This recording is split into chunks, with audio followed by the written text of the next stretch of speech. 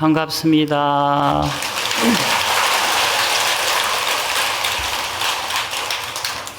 백중 49일간의 발언 천도기도가 시작되었습니다. 오늘이 49제 중 첫 번째 초제입니다. 여러분 많이 더우시죠? 여름이니까요. 다음 주가 초복입니다. 초복이란 삼복 중에 하나로 1년 중에 낮이 가장 길고 밤이 가장 짧다는 하지, 보통 양력으로 6월 21일경인데 이때부터 세 번째 경일, 경간이라고 하죠. 그때 있는 건데 옛사람들은 여름철에 몹시 더운 기간을 셋으로 나누어서 초복, 중복, 말복이라고 불렀습니다. 여기서 복이라는 것은 글자가, 복자가 엎드린다, 굴복시킨다, 복종한다는 뜻입니다. 마치 개나 고양이가 주인에게 복종할 때 엎드린 그런 모습이죠. 즉 여름에 불의 기운, 화의 기운이 가을의 금 기운을 제압했다, 굴복시켰다라는 뜻입니다. 그래서 시기적으로 삼복의 간지가 초복은 경진, 중복은 경인, 말복은 경자라고 해서 십간 중에 금을 뜻하는 경자를 경간입니다. 다시 말해서 쇠도 녹일 만큼의 불의 기운이 강해서 가을의 금의 기운이 세 번까지 삼복, 힘도 못 쓴다 이 말이죠. 우리는 불의 기운이 이렇게 치성할 때는, 너무 더울 때는 어떻게 해야 할까요? 피서라고 하죠. 피서. 피할 피자에 더울 서자, 더위 서자. 더위를 피해서 시원한 곳으로 옮겨가면 될까요? 물론 일시적으로 잠시는 벗어날 수 있습니다. 선어록 벽암록 45칙에 보면 추위와 더위를 피하는 법에 대한 이야기가 나옵니다. 당나라 시대 때 동산 양계하상께서 계실 때인데 하루는 한 제자가 스님을 찾아옵니다. 스님, 추위가 더위가 찾아오면 이를 어떻게 피해야 합니까? 스님 말씀하시기를, 그럼 추위와 더위가 없는 곳으로 가면 되지 않겠느냐? 그러자 그 스님, 그렇다면 도대체 어디가 추위와 더위가 없는 곳입니까? 여하시 무한서초, 무하시 여하시 무엇입니까? 무한서, 춥고 더운 곳을 피하는 곳이 어디입니까? 동산 스님이 이렇게 대답합니다. 추울 땐 그대를 철저히 춥게 하고 더울 땐 그대를 철저히 덥게 하라. 이렇게 말씀하셨어요. 이열치열이라는 말이 있죠. 열은 열로서 다스린다. 이 말은 일반적으로 이렇게 더운 여름철에 뜨거운 음식을 먹거나 뜨거운 차를 마셔서 오히려 몸을 시원하게 만든다는 뜻이죠. 한의학에서는 몸의 기운을 조절해서 균형을 맞추는 법 중에 하나로 이 방법을 씁니다. 쉽게 말해서 날씨가 너무 더우면 몸 안이 차가워지거든요. 그럼 뜨거운 음식, 보양식을 먹음으로써 내 몸 안에 열을 몸 밖으로 내보내어서 몸의 기운을 맞춰준다는 것입니다. 요즘같이 장마전선의 영향으로 비가 오락가락하고 해가 나왔다 들어갔다 하다 보면 날씨는 후덥지근하고 불쾌지수가 높은 날들이 계속 이어집니다. 그러다 보면 자연스레 짜증나는 날들도 생기고 괜히 화가 나기도 합니다. 화, 분노, 살다 보면 누구나 화가 나죠. 소리를 지르고 욕을 하고 또 폭력을 쓰기도 합니다. 소심하고 점잖은 사람은 드러내지 못할 뿐 혼자 이를 깨물고 그냥 분을 삭히기도 하죠. 표현 방식은 다 다르지만 누구나 화가 일어나고 화를 내면서 삽니다. 날씨 때문에, 나의 주위 환경 때문에, 가족 때문에, 회사 때문에, 나아가서는 내가 살고 있는 지역사회의 커뮤니티로 인한 스트레스. 그래서 상처를 주기도 하고 상처를 받기도 하고 화를 내면서 심지어는 화평까지 발전하게 됩니다. 화라는 것은 불교의 12연기에서 수의 단계 전후로 일어나는 본능적인 감정입니다. 12연기란 무명, 행식, 명색, 유깁, 촉수, 애치, 유생, 노사를 말하는데 이를 3세 양중인가랍니다. 곧 미혹한 상태에서 업을 지어서 괴로운 가부를 받는 중생의 삶이 과거, 현재, 미래로 끊임없이 이어지고 있음을 말할 때 3세 양중인가랍니다. 쉽게 말해서 지은 대로 받고 있고 짓는 대로 받는다는 겁니다. 이 12연기 중 현재 5가 중 마지막 단계인 수의 단계는 5살 정도에 나타나는 감수의 자리, 감수위로서 고수락수, 불고불락수, 즐거운 느낌, 괴로운 느낌, 즐겁기도 하고 괴롭기도 하는 느낌입니다. 말하자면 4살 먹은 아이들은 좋으면 웃고 싫으면 울고 아니면 그냥 가만히 있는다는 거예요. 이 5세 이전의 단계, 곧 수 이전의 단계는 아그미달라, 편도체라고 하는데 이를 통해서 분노, 정오, 공포, 절망 등 본능적인 감정을 배우는 단계입니다. 이러한 본능적 감정은 생존에 필수적입니다. 그러나 5세 이후가 되면 아그미달라는 더 이상 발달하지 않게 되고 그러므로 인해서 5살 정도 먹은 아이나 50, 60 먹은 어른이나 근본적으로 본능적 감정 자체는 동일하다는 거예요. 동일하다.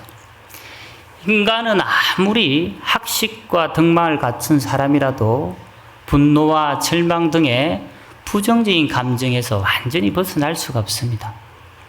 심지어 성인군자도 화가 날 수가 있습니다. 그러나 이러한 감정을 조절하고 이해하는 능력은 5세 이후부터 발달하는 대뇌피질 발달과 함께 향상됩니다. 대뇌피질, 특히 전두엽의 발달을 통해서 이러한 본능적 감정을 더 잘 이해하고 조절할 수 있다는 겁니다. 그래서 그때부터는 언어를 배우고 사회적 규범을 익히면서 사람들은 감정을 표현하고 조절하는 법을 배우게 됩니다. 이를 통해서 충동적이고 감정적인 대응에서 벗어나 좀 더 이성적으로 행동할 수 있는 능력을 갖추게 됩니다. 쉽게 말해서 사람은 자신을 괴롭히거나 무시하는 등 생존의 위험이 닥쳤다라는 상황이 되면 어른이나 아이 할 것 없이 누구나 공포, 불안, 초조, 정오 등의 부정적인 감정이 폭발합니다. 단지 성인이 되어가면서 조절하고 이해하는 능력도 향상되어서 좀 더 그 상황에 맞는 이성적인 행동을 하고 충동적인 감정 폭발을 조절할 수 있게 되는 것이죠. 부처님 당시에 코삼비라는 지방의 코시타 수도원에 500여 명의 제자들을 거느린 학식이 아주 높은 두 스님이 계셨습니다. 두 스님 중 한 스님은 계를 가르치는 율사 스님이었고 다른 한 스님은 경을 가르치는 강사 스님이었습니다. 어느 날 이 강사 스님이 해우소라는 말은 뭡니까? 화장실이라 하죠. 이걸 경봉 스님이 처음 쓰셨는데 이제는 보편적으로 다 해우소 이렇게 하죠. 그래서 대변을 보는 것을 해우소다 하셨죠. 그 해우소에서 볼일을 보고 나오시다가 사소한 계율을 범하게 됐습니다. 뭔가 하면 계율에 정한 바에 따라 해우수를 사용한 다음에는 뒷물을 사용한 그 물통을 깨끗이 씻어서 변기가에 깨끗이 씻고 물통을 거꾸로 돌려놨고 매달아 놓고 나와야 되는데, 이 강사 스님이 급하다 보니까 완벽하게 마무리를 못하고, 말하자면 뒤처리를 못하고 나오게 됐다는 거예요. 그 이후에 공교롭게도 율사 스님이 들어가게 됐습니다. 해우수를 사용하고 보니까 이게 조금 지저분하고 깨끗하지가 못하는 거라. 그래서 다 끝내고 난 뒤에 강사 스님에게 찾아갔습니다. 강사 스님, 뒷정리를 하고 나오지 않으셨습니다. 이것이 계율에 어긋난다는 사실을 모르셨습니까? 아이고, 율사 스님, 제가 바쁘다 보니까 미처 깔끔하게 정리를 못한 것 같습니다. 율사 스님은 이건 계율에 저촉되는 겁니다. 강사 스님께서 예, 그렇다면 제가 참여를 해야겠지요. 율사 스님은 행위 자체는 계율에 어긋나지만 의도적인 행위가 아니기 때문에 반드시 꼭 계를 범했다고는 할 수 없습니다. 이렇게 해서 일단 문제가 일단락되는 듯 했습니다. 그런데 율사 스님께서 돌아가서 강의 시간에 자기 제자들에게 이 이야기를 하게 됐습니다. 그 말을 들은 율사 스님의 제자들은 아주 사소한 이야기지만 이 강사 스님의 제자들에게 빈정거리듯 너희 강사 스님은 사소한 계율 하나 제대로 못 지키느냐 하면서 빈정거리듯 이렇게 말을 했습니다. 그러다 보니까 강사 스님의 제자들이 강사 스님에게 찾아가겠죠. 말이란 것은 계속해서 조금씩 변하게 되잖아요. 그 말을 들은 강사 스님은 율사 스님 찾아갑니다. 스님, 조금 전에는 의도적인 행위가 아니기 때문에 허물이 되지 않는다고 하더니 이제 와서 일을 이렇게 키워버리면 어떻게 합니까? 사람 무한하게 이렇게 따져 물었다는 거예요. 그러니까 율사 스님은 율사 스님이나 강사 스님이나 말을 잘하니까 자기 나름대로 또 반박을 하는 거예요. 또 강사 스님은 거기에 대한 또 재반박을 하다 보니 논쟁이 되었다는 거예요. 그렇게 시간이 지나다 보니까 일이 점점 커져서 마침내 두 스님의 불화로 끝나는 게 아니라 스님을 따르는 500여 명의 제자들 사이도 불화가 생기게 되고, 그로 인해서 그 제자를 따르는 또 수많은 또 신자들도 편익이 나눠져 가지고 불화가 점점 커지게 됐다는 거죠. 눈덩이처럼 점점 커졌다는 거죠. 그러다가 이었고 부처님의 귀에도 이 사실을 알게 되었다. 부처님도 이 사실을 알게 되었다는 거예요. 부처님께서는 이 이야기를 듣고는 사람을 보내어서 그 두 선을 비롯한 스님네들을 화합시키려고 두 차례에 걸쳐서 간곡히 권했는데, 그런데 이들은 부처님의 말씀을 따르지 않는 겁니다. 일이 너무 커져버려서. 그래서 이제 3번이라고 세 번째 사람을 또 보내게 되었는데, 보냈더만 벌써 이 비구 성가가 분열을 되어버렸어요. 완전히 척을 지게 되어버렸던 겁니다. 이 소식을 들은 부처님께서는 아주 참담한 느낌이 들으셨겠죠. 그래서 고민 끝에 이 사람들을 내가 제도할 수가 없구나 이렇게 단호하게 말씀하시고는 극단의 처방을 내리십니다. 그리고 난 뒤 부처님은 어느 날 코삼비에서 탁발을 하신 다음, 평상시에는 안안과 항상 다녔는데 그날은 안안을 물리치고 당신 홀로 빨릴레이야카라는 숲속으로 들어가셨습니다. 말하자면 부처님께서는 홀로 빨릴레이야카라는 숲속에서 한거, 이와 같은 여름 안거를 홀로 편안하게 보내셨다는 겁니다. 시간이 지나 코삼비에 사는 제가 신도들은 그런 일을 까맣게 있다가 부처님을 뵈러 사원으로 갔습니다. 당연히 부처님이 계실 줄 알고 갔는데 부처님이 계시지 않는 것을 보고 스님들에게 부처님께서 어디 가셨습니까?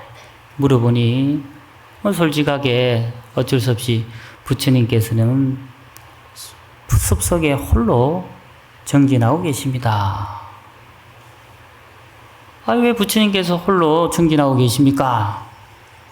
비구들은 사실을 말할 수밖에 없었고 그 신자들은 이 스님들이 부처님께 그렇게 화합하라고 강조하시고 말씀하셨는데 그 말씀을 듣지 않아서 이런 일이 생겼다라고 하며 화를 내면서 저를 떠나버렸어요. 다 왔던 사람들이. 그리고는 제가 신자들이 회의를 열어서 논의한 끝에 앞으로는 고산비에 계시는 그 스님들을 우리는 음식을 공양하지 말자. 예. 신도들이 안것 때는 공양을 대접해서 그 음식으로 살아가는데 앞으로 공양을 올리지 말자고 결의를 합니다. 그리고는 앞으로 스님들에게도 예의를 갖추지 말고 옳은 체 하자. 이렇게 결론을 내려요. 그렇게 하여 비구 스님들은 당장 먹을 음식이 없어지니까 큰 곤란을 겪게 되었습니다. 하루 이틀 지나다 보니까 이게 보통 일이 아니에요. 그래서 비구 스님들은 아마도 배가 고파서 그랬겠죠. 배가 고파서. 비구 스님들 사이에서 이제 화합을 해야겠다. 이러다가 정말 굶어 죽겠다 싶어서 화합의 이야기들이 계속 나옵니다. 그래야 그들이 서로 모여서 서로의 잘못을 고백하고 용서를 빌게 됩니다. 마침내 두 비구 집단은 화해를 하게 됩니다. 그리고는 신자들에게 찾아가서 신도들이시여 우리는 화해했으니 예전처럼 대해주시기 바랍니다. 라고 이야기를 합니다. 그러자 신도들은 스님이시여 먼저 부처님에게로 나아가서 용서를 구하십시오. 그리고 부처님을 다시 사원으로 모시고 오십시오. 그렇게 된다면 우리도 예전처럼 공양을 올리고 예의를 갖추겠습니다. 라고 요구를 하게 됩니다. 하지만 그때가 우기에 접었을 때라서 바로 가지는 못하고 우기가 끝난 다음에 스님들은 아난존자를 모시고 함께 부처님이 계신 빨릴레이야카라는 숲으로 찾아갔습니다. 그리고는 진심으로 자신들의 허물을 뉘우치고 용서를 구했습니다. 부처님으로부터 그리고는 화해를 받게 되고 화해의 됐음을 인정을 받게 되고 화해에 관한 설법을 해 주십니다. 합장하시고요. 법구경에 나오는 구절인데 따라서 하십시오. 어리석은 자들은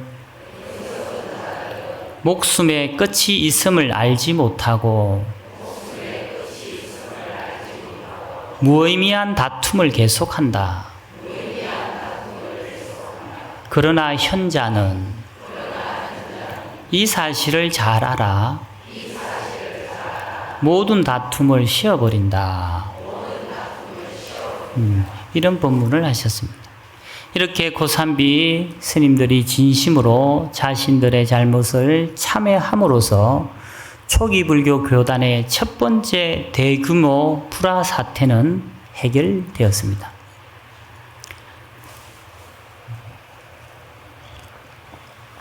사람이 살다 보면 다툼이 일어나는데 다툼이 일어나는 근본적인 원인은 자신의 마음 바탕에 나라고 하죠. 나라는 생각이 있기 때문입니다. 그 생각에 의해서 나를 보호해야겠다는 생존 본능이 생기게 되고 자신이 침해받았다고 여기는 순간 화를 내어 다툼으로 이어지게 됩니다. 그렇다면 우리는 이렇게 일어나는 화를 어떻게 다스려야 하는가? 화는 억지로 누른다고 없어지지 않습니다. 억지로 누르게 되면 마음속에 쌓이게 되어 눌린 감정이 쌓여서 화병으로 이어집니다. 쌓이면 스트레스가 되어서 화병이 됩니다. 화병은 우리나라에서 나타나는 특유의 질환으로 억눌린 감정이 쌓여 발생하는 것으로 미국 정신의학협회의 화병 HAWBYUNG 화병이라는 이름으로 등재되어 있습니다. 이 병이 왜 이렇게 우리나라에서 주로 있는가 하면 우리 문화의 특징 중에 하나가 요즘 젊은 사람들은 좀 덜하지만 여러분 세대는 다 그럴 겁니다. 감정을 솔직하게 표현하는 것을 자제하는 경향 때문이죠. 옛날에는 감정 표현을 자제하는 것이 미덕으로 여겨졌던 때가 있었죠. 특히 분노와 같은 부정적인 감정 표현을 억제하는 경우가 많았습니다.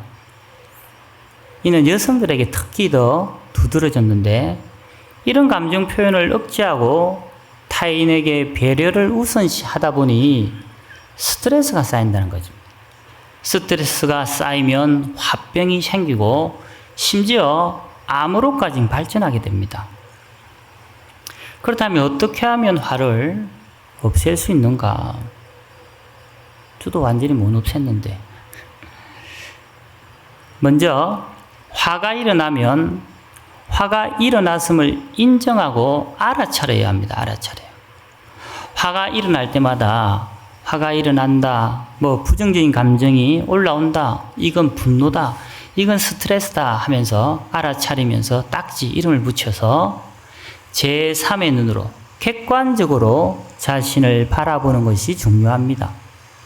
이렇게 객관적으로 바라보는 순간 조금씩 진정이 됩니다. 곧 공포와 분노와 같은 본능적인 감정을 처리하는 아미그달라가 조금씩 진정된다는 겁니다. 일반적으로 우리는 자극을 받으면 0.2초 만에 감정이 일어난다고 합니다. 그 감정을 그대로 두면 행동으로 옮겨갑니다. 요즘 말로 사고를 칩니다. 예를 들어서 우리가 운전을 하는데 옆 차선에서 깜빡이를 켜지 않고 쑥 들어오면 깜짝 놀라면서 무심코 한마디 내뱉죠. XX 하며. 여기서 그 감정에 사로잡히게 되면 더 심한 행동을 옮겨갑니다. 창문을 열고 소리를 지른다거나 차를 세워놓고 나와서 욕을 하고 심지어 골프채까지 들고 나오는 경우도 보게 됩니다. 이렇게 0.2초라는 짧은 시간의 자극을 받아 행동으로 옮기기까지 6초라는 시간이 있습니다. 하버드 대학교 연구에 따르면 이 6초라는 시간 동안 얼만큼 자신을 객관적으로 잘 바라보느냐에 따라 활활 타올랐던 감정이 그냥 사그라지기도 하고 반대로 욕설이나 폭력 같은 행동으로 이어지기도 합니다. 사람은 누구나 분노나 공포 같은 본능적인 감정이 일어나지만 행동으로까지 나타나게 하지 않기 위해서는 곧 사고를 치지 않기 위해서는 이 6초라는 짧은 시간 동안 심호흡을 하며 자신을 잘 관찰해야 합니다. 서두에서 말했듯이 분노가 올라오구나, 감정이 올라오구나, 스트레스를 받구나 이걸 알아차려야 된다는 겁니다. 이런 위기 상황을 잘 조절하기 위해서는 평소에 자신의 호흡을 관찰하는 연습을 해야 됩니다. 부처님께서는 결코 우리에게 화를 참으라고 조언한 적은 없습니다. 부처님께서는 우리에게 자신으로 돌아가 화를 잘 돌봐라고 가르쳤습니다. 그렇게 하기 위해서는 무엇보다도 평상시에 호흡을 바라보는 수식관이나 염불 같은 기도 수행을 하며 자기 자신을 객관적으로 바라보는 알아차림, 사티, 자각이 필요합니다. 객관적으로 바라보는 것만으로도 5세 이하 아이 정도에서 일어나는 감정을 어느 정도 제어할 수 있습니다. 만약 그래도 화를 내었다면 참여를 해야 합니다. 우리는 모르고 지은 죄업도 참여하는데 하물며 알고 지은 업이야 말할 필요가 있겠습니까? 우리들이 크게 화를 낼 때마다 지혜는 사그라들고 공덕의 숲은 다 불타버립니다. 그러므로 항상 참여하는 마음으로 살아가며 너그럽고 자비로운 부처님 마음으로 살아가야 하겠습니다.